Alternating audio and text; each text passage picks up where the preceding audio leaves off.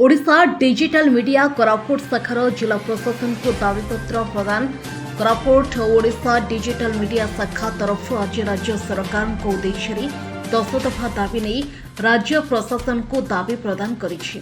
आज कोरापुट रे राज्य सभापति सीएच आचार्य भगवती नेतृत्व में प्रशासन टाकरी शताधिक मीडिया भाई माने सामिल होइथिले।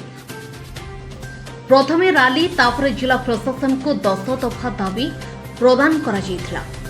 दाबी मध्यरे ओडिशा डिजिटल मीडिया रे काम करुवा भाई मानकु चिन्हट करिबा और सेमानकु गोपबंधु अन्य सरकारी योजना रे शामिल करिबा, कार्यरत सांबादिकों को सुरक्षा प्रदान करिबा, समस्त सांबादिक लोक संपर्क विभाग भुक्त करिबा, कार्यरत समय रे कोनोसे सांबादिक मृत्युवरण करथिले तांको 20 लाख टंकार अनुकंपा प्रदान करिबा, गमनागमन क्षेत्र में सरकारी यात्रा क्षेत्र में रिहाती प्रदान करिबा, इलेक्ट्रोनिक मीडिया भली विज्ञापन क्षेत्र में मध्य सुविधा प्रदान करने अंतर्गत अटे।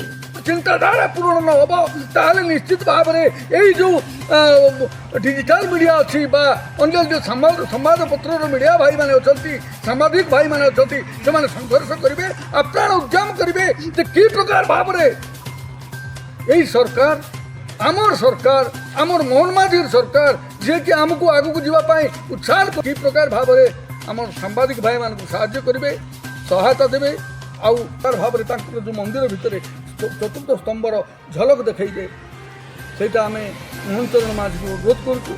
धन्यवाद। मु प्रभंजन त्रिपाठी आपण मान डिजिटल मीडिया कोषाध्यक्ष। कोरापुट जिला प्रतिनिधि प्रशांत टाकरी रिपोर्ट आमो न्यूज ओडिया।